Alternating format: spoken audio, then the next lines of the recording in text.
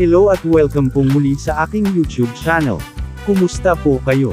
Sana ay nasa maayos na kalagayan saan mang panig ng mundo. Bago ang lahat ay magpapasalamat muna ako sa lahat ng taga-subaybay ng aking channel. Sa mga bagong kaibigan, subscribers, sa mga kaibigang mga OFW at dito sa Pinas, kumusta po kayo? Sa lahat ng mga manunood at pati na rin ang mga silent viewers. Mag-comment lang po kung anong lugar kayo para malaman at ma-shoutout para makapagpasalamat sa susunod na video. Maraming salamat po sa inyo at pagpalain po kayo ng Panginoon. Kung bago ka pa lang sa aking channel ay huwag lang pong kalimutan, kahit simpleng like man lang at mag-subscribe. Pakipindot na lang din po ng notification bell para laging updated sa mga susunod kong videos. Maraming salamat po. Today's episode ay mag-update uli ako sa ating inahin sa kanyang ika-106 days na pagbubuntis. Mga 8 araw na lang ay ang expected date na siya ay manganak more or less. Para sa kaalaman ng lahat lalo na sa mga baguhan, ang 114 days ay ang average number of days na sila ay manganak. Posible po silang manganak ng mas maaga o huli mga 5 araw sa 114 days. Kahit 109 days hanggang 119 days ay posible silang manganak at normal pa rin ito. Pasado alas 9 pa ng umaga at sila ay nagpapahinga pa. Ito po ang inahin na unang manganak sa kanila. May mga pangalan naman po sila para hindi tayo malito. Siya po ay si Rasa, siya ang mas senior sa ibang inahin at pang-5 parity na po niya ito. Mapapansin ang kanyang kabahagi ay nag-uumpisa ng mamula at medyo malaki kumpara sa nagdaang mga araw. Isa sa mga senyales na papalapit na ang araw na manganak. Hindi na po siya nakakatagal ng nakatayo. Pagkatapos kumain ay hihiga na. Minsan kapag humihi ay nakadapa na lang para bang tinatimad ng bumangon dahil siguro malaki at mabigat na ang kanyang tiyan.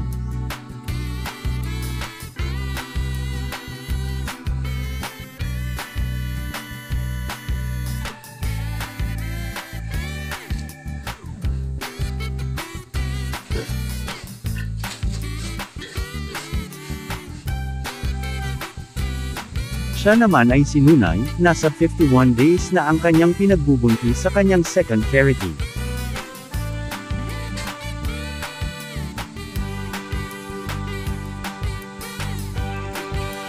At si Baby, 3 months na ang pinagbubuntis sa kanyang unang parity. Medyo naliliitan kami sa kanyang tiyan baka ko konti lang din ang mga anak niya pero titingnan natin sa susunod na mga linggo kung may mga pagbabago. Kahit ano ang ibigay ay okay lang dahil unang pagbubuntis pa naman.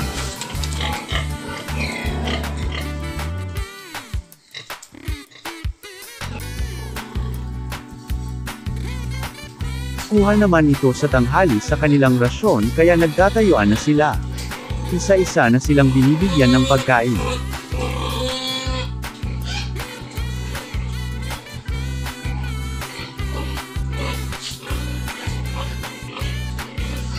Alternative feeds po ang pagkain nila, kangkong, darak at gestating feeds para makatipid.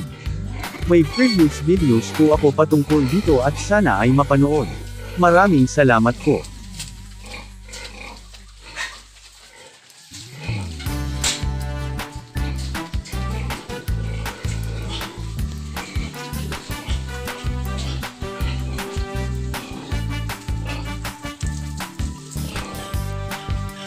May isang inahin pa po dito kaso walang pangalan dahil hindi po sa amin ito. Alaga po ng aming kamag-anak. Tinala dito para makondisyon at mabarakuhan, anytime ay kukunin na siya pabalik sa kanilang area. Nasa 28 days na nang mabulugan. Bukas ay ika-107 days niya, magpapalit na ng feed sa lactating. Ganoon pa rin may halong darak at kangkong o di kaya ay madre de agua at sisikaw powder.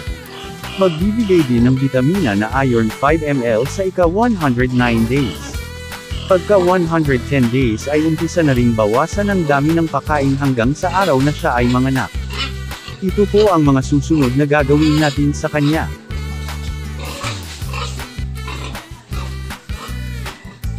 Bagsak o lumaylay na po ang kanyang tiyan at panggatasan.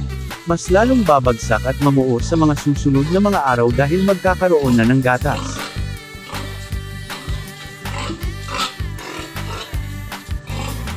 Hinahanap pa niya ang kanyang mixed feeds dahil hindi kakainin ang mga dahon kung wala ito. Inuuna kasi niyang kainin ang mixed feeds, parehas sila ng ugali ni baby.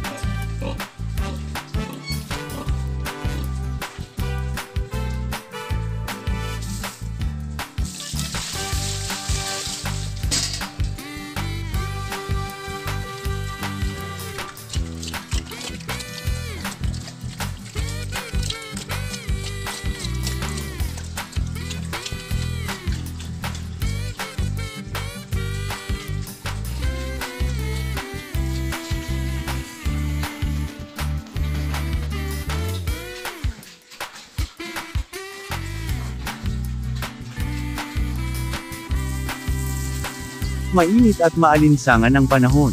Kailangan paliguan para mabawasan ang init sa kanilang katawan.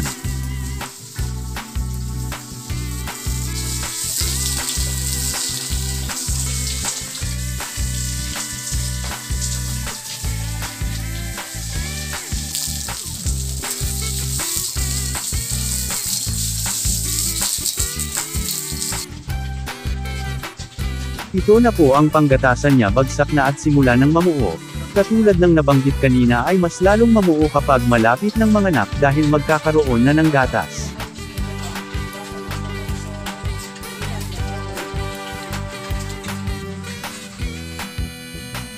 Tapos na siyang kumain at magpapahinga na.